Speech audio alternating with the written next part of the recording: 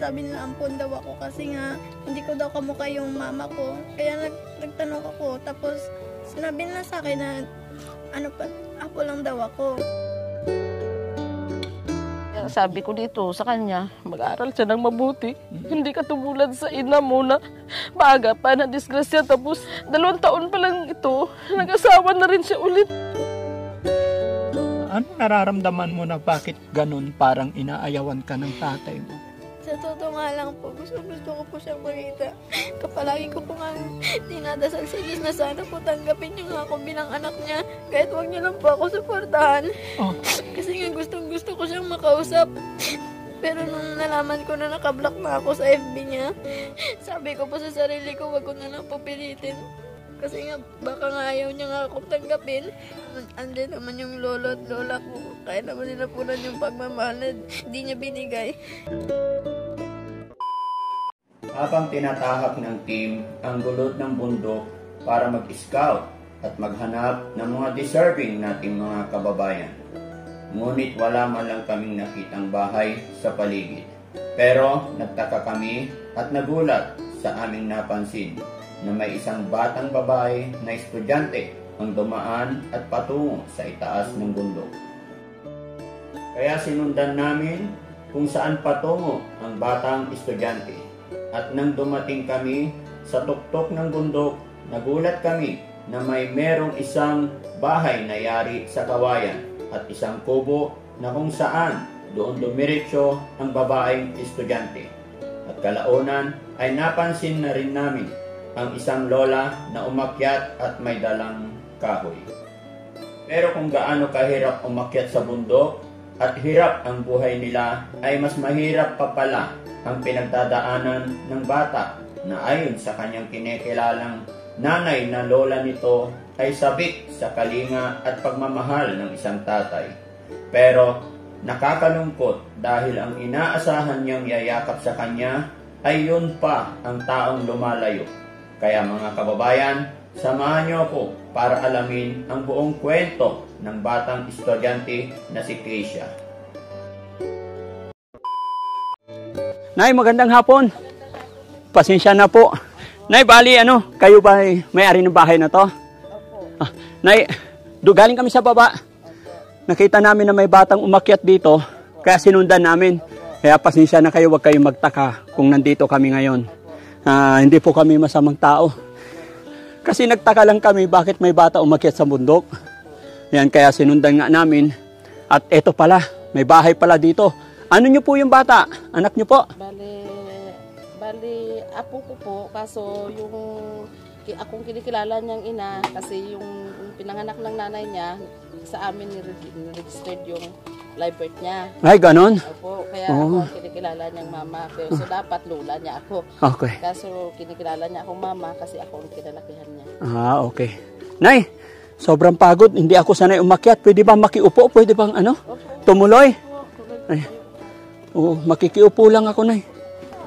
Ay, pasensya na. Mga kami, Nay? Mga charity vlogger po kami. Anak, ang bilis mo maglakad, di mo kami napansin, sinusundan ka namin. Hindi ka napapagod? Hindi naman po, nasanay na po eh. Sanay na. Ilan taong ka na? 14 po. 14. Oh. Nay, pwede ba makiinom ng tubig? Mamamatay ako sa uhaw. Ayan. Upo ka, anak, upo ka. Pasensya ka na. Ayan. Tanggal tayo damit. Grabe. Para akong nag-basketball. Ay, thank you, Nay. Excuse me po. Tignan mo yung isa. Nandun, hindi na makaakyat tayo. Ayun. Wala na yun. Thank you. Ayan. Salamat, Nay. Salamat.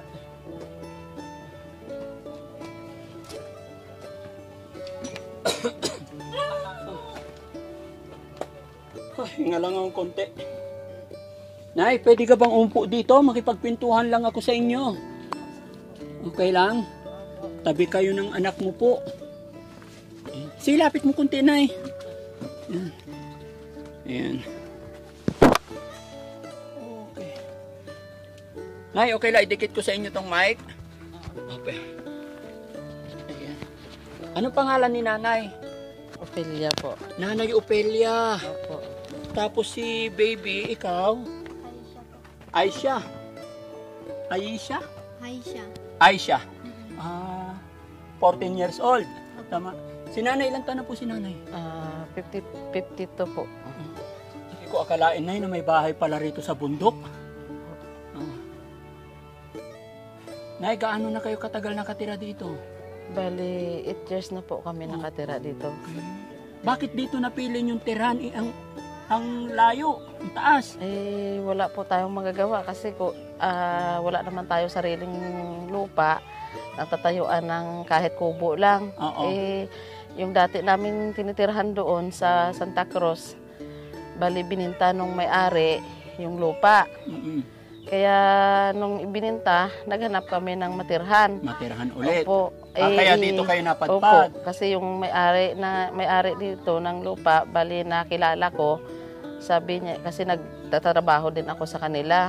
Tinatawag niya ako minsan pag halimbawa, may pupuntahan siya, ako nagbabantay ng bata niya. Tapos minsan pag nagpapalinis siya ng bahay, naglilinis ako doon kasi siyempre para dagdag din kita sa mister ko para makatulong pangbili ng kaulam. Ay, ganon. Bigas. Nakilala, nung binili nila ito, sabi niya, di ba naghahanap kayo ng matirhan? Sabi ko naman, opo. Sabi niya, nakabili kami ng lupa doon sa Basyaw. Mahilig naman kayo magtanim ng mga gulay-gulay. Sabi niya, baka gusto niyo tumira doon. Kaya nung marinig ng mister ko na gusto nila may tumira dito, agad-agad siyang pumunta dito. Kaya Tapos, pala napunta na kayo opo. dito. Kumusta naman ang buhay-buhay dito, Nay? Minsan mahirap pero siyempre titiisin natin. Wala tayong sarili lupa eh. Titiisin natin Si kahit tatay, Nay, mahirap. nasaan si tatay? Nasa ngayon, sa trabaho. Anong trabaho po? Construction. Pero umuwi siya gabi-gabi. Umuwi na po siya minsan 5:30, minsan 6. Ilan Pero- ang anak niyo, Nay? Bali, bilang po ito siya sa anak ko eh. Bali, 4. 4 anak niyo. Opo. Sorry, Kasi- Nay, naguluhan ako. Bilang sa anak niyo. Bakit? Opo. Paanong bilang? Kasi sa registered, bali, siya ang pangatlo. Tapos pang-4 yung bunso ko. Bakit, Nay? Paano nangyari? Yung pag-registered kasi, kailangan nakadetalye doon kung ilan na yung pang-ilan siyang anak. Sabi nung nagpaanak sa mama niya, sabi niya, kung sa akin daw, sa amin daw, i-register, dapat ibilang sa amin kung ilan na ang anak ko. Nay, linawin mo nga sa akin, siya ba ampun mo? Hindi, kasi apo ko po siya. Apo. O paano naging bilang anak niyo po? Kasi, Pwede ba ikinto mo paano nangyari? Bakit? nung i-registered na siya, sabi nung midwife, Nay, kanino po talaga anak tong bata? anak po ito ng panganay ko. Tapos? Kasi, nung pinanganak siya, takot siya na walang kilalaning ama ito. Kasi disgrasya nga lang siya. Na-disgrasya lang. Okay. Na-disgrasya yung anak niyo po. Opo. Ibig sabihin na anakan yung anak niyo. Opo. At siya ang bunga. Opo. Okay. Sige po, Nay. Nung pinanganak na siya, sabi nung midwife, kanino daw i-registered? Opo. Sabi, siya ang tinanong, yung anak ko. Sabi niya, Auntie said, kay mama na lang, kay papa. Ngayon, nagtanong yung midwife na sabi niya, ano ba, Pel, bali pang pila siyang anak. Sabi ko, 2 lang naman palang anak ko. 2 pa lang yung anak ko noon. Nung time na yun, 2 pa lang anak 2 niyo. pa lang. Sabi niya, kung sa inyo i-registered, ibilang ito sa mga anak mo. Sabi niya, pangatlo daw siya. Pangatlo. Opo. Kaya bilang siya sa anak ko, hindi siya bilang na apo. Opo. Bilang siya Nakabilang sa oo, anak. sa anak. Muntik akong naguluhan. Pero okay, nagets ko na. Opo. Kumusta ka naman, anak? Okay naman po. Kailan mo nalaman na ganun nangyari? Nung nagtataka po ako, bakit po kasi minsan binubuli po ako.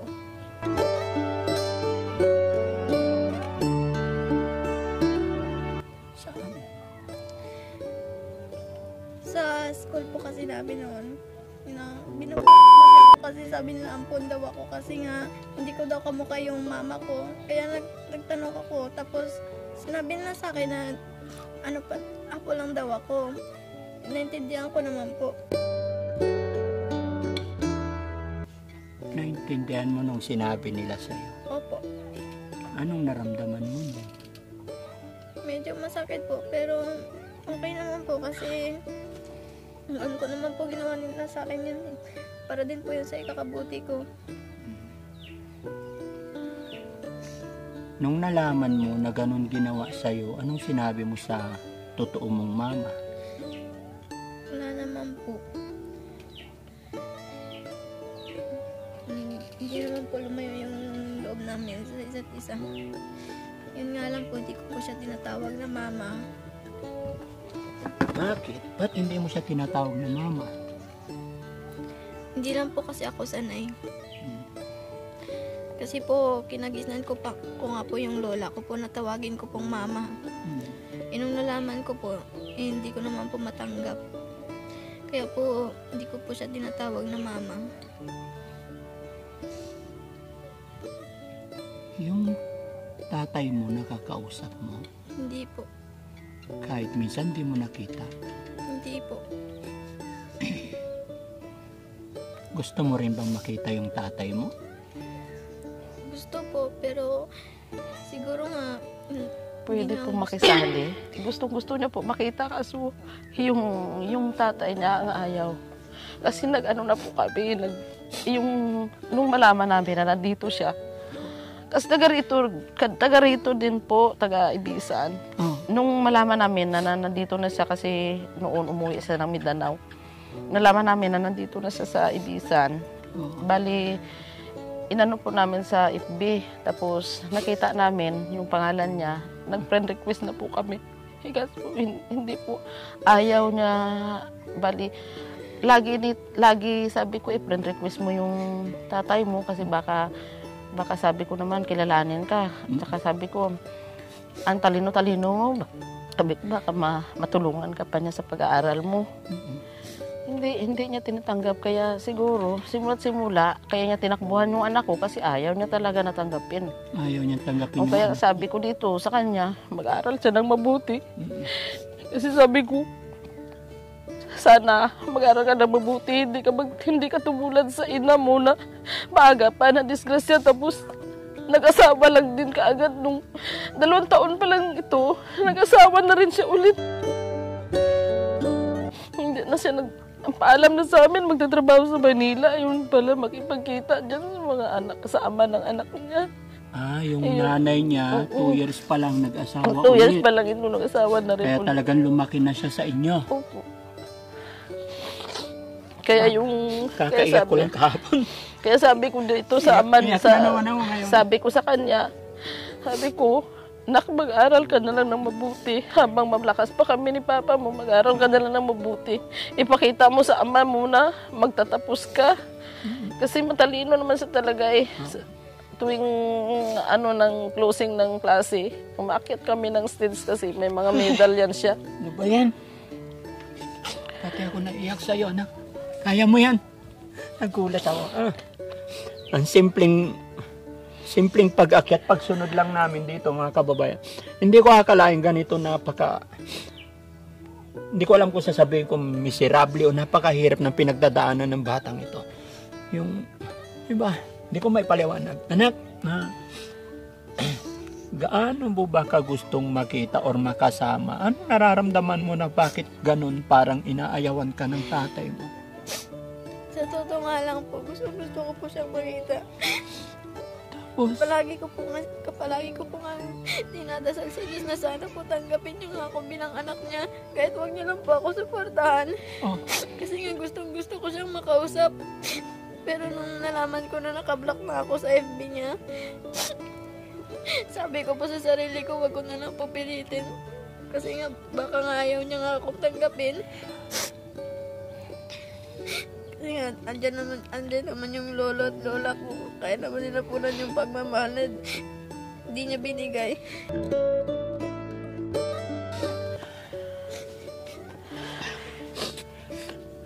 Yung mama mo naman, nagkakausap naman kayo. Opo. Ilan na anak ng mama mo ngayon? Dahil sabi ng lola mo, nag-asawa na siya. 4 po. 4. Sige anak, naintindihan ko, nararamdaman ko anak, yung pakiramdam na hindi kasama yung totoong magulang. Yung pinagdadaanan mo ngayon, relates sa pinagdaanan ko. Magkaiba nga lang is anak ka sa pagkadisgrasya. Ang pinakamasama, hindi ka tinatanggap ng tatay mo. Pero mapalad ka kasi nandyan ang lolo't lola mo na tumayo bilang magulang mo. Ha? Ngayon anak, kung sakasakali nandito ang tatay mo, anong sasabihin mo sa kanya? Ano po, tanggapin niya na ako bilang anak niya. Masakit naman po kasi sa akin na lumaki ako walang tatay. Tapos nung nahanap ko na siya, parang baliwala lang sa kanya. Kahit wag niya naman po ako suportahan, okay lang sa akin yun. Makilala ko na siya, makita ko, makausap. Okay na po sa akin yun. Ay, tubig, painumin niyo yung bata.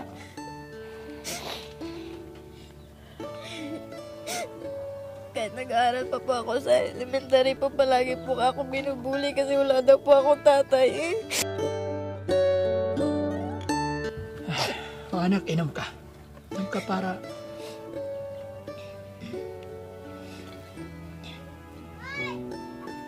Sakit sa dibdib mga kababayan. Pag ganito yung mga bata. Nay, ikaw naman Nay, ano ang gusto mong sabihin sa ama ng bata? Baka may gusto kang sabihin, alam ko, I'm sure, maririnig niya tong usapan natin.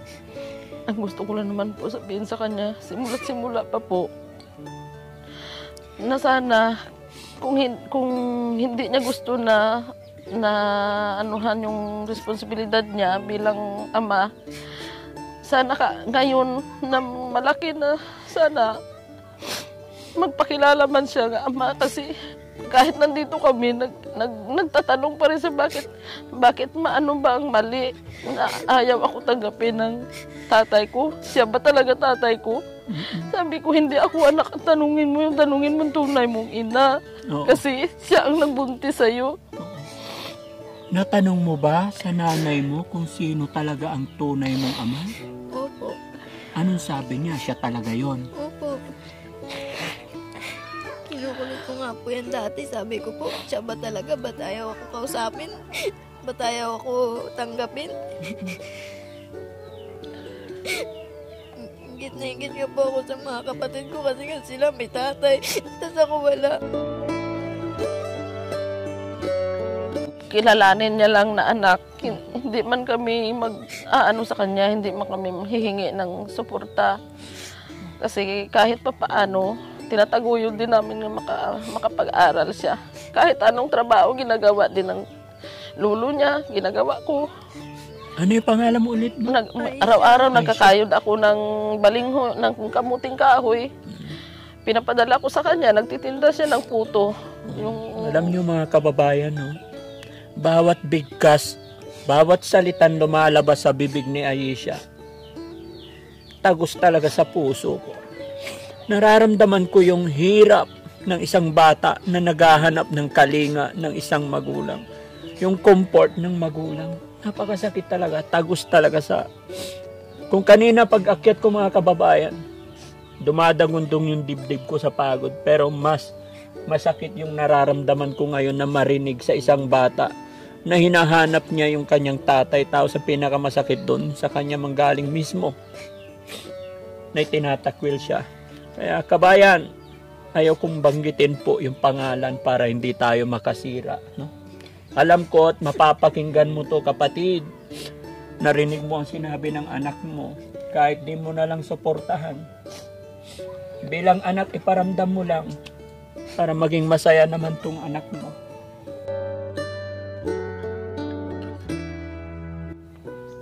Nay, may video kami. Naka-video po tong usapan namin, anak. Naka-video ito. Okay lang i-upload namin to. Opo, sige po. Okay lang po, Nay? Okay lang po, para makita po ng tatay niya. Siyempre, alam ko naman siguro nanonood yan ng mga video, mga vlog na yan. Opo. Nanonood din siguro yan.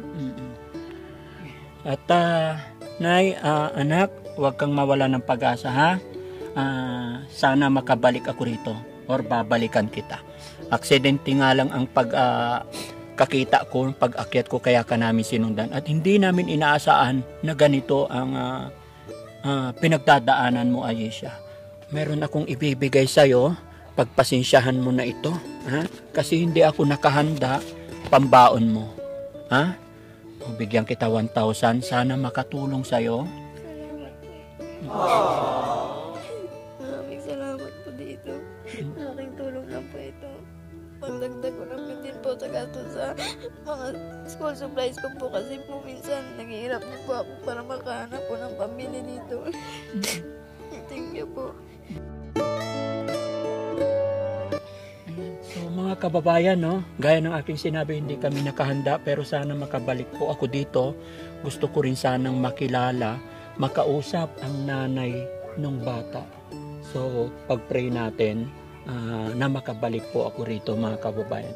At syempre mga kababayan, maglalambing si Daddy Frankie, pakishare po ang bidyong ito nang sa ganun mapanood ng tatay ni Ayesha, nang sa ganun mabigyan ng pansin, makumport at makita, maibigay yung hinihiling ng bata. Maraming salamat mga kababayan. Pansamantala ako ay magpapaalam dahil masakit talaga ang dibdib ko. Nagulat ako sa kwento ng bata. Masyadong nasasaktan si Daddy Frankie pagka ganito. Parang ganun din ako na iiyak. No? So pasensya ka na, anak, ha? Maraming salamat sa time. Maraming salamat din po. Oh, Lola, thank you po, Nay, ha? Okay, babalik kami. Yan, mag-iingat po kayo rito. Salamat Okay, po. salamat po. God bless po mga kababayan. Thank you po.